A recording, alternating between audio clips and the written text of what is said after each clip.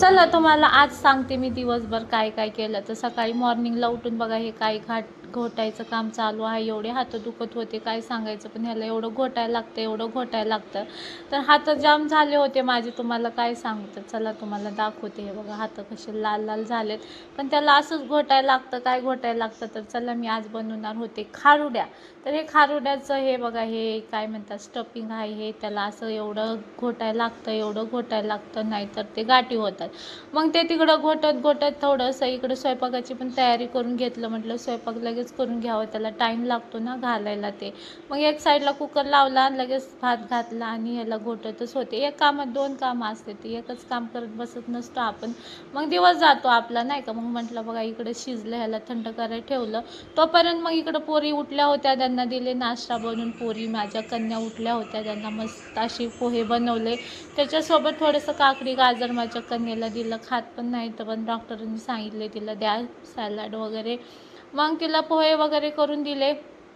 तोपर्यंत आपलं ते बॅटर थंड होते खारुड्याचं. मग लगेच भाकरी घेतल्या. आंघोळही केली बरं का मी. इकडं पारुशी आहे तरी पण बघा कशी फ्रेश फ्रेश दिसते.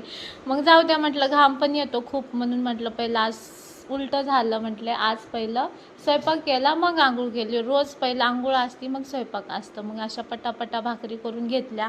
लगेच इकडं बघा सुकी भाजी पण बनवून घेतली आणि डाळ पण बनवून घेतली. इकडं हे बघा भाजी शिजायची थोडीशी, आणि इकडं वरण बनवलं छानपैकी असं खमंग तिखट वरण बनवलं. कढीपत्त्याची कांद्याची मस्त फोडणी देऊन इकडं बनवला होता राईस. मग स्वयंपाक झाला. मग म्हटलं चला आंघोळ करून यावं. मग आंघोळ पण करून आली. कसलं ऊन आजकाल, सूर्यदेव खूप म्हणजे खूपच तापायला लागलेत काय सांगायचं तुम्हाला. मग खाली आले, जाऊन द्या म्हटले.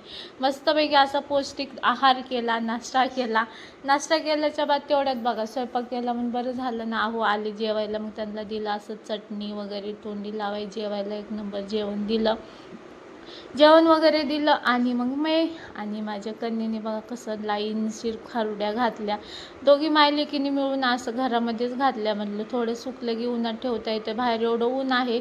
सूर्यदेवच एवढे तापायला लागलेत म्हटलं घरातल्या घरातच. मग झाल्या खारुड्या. मग लगेच घेतले कपडे धुवायला, एवढा कंटाळा आला होता.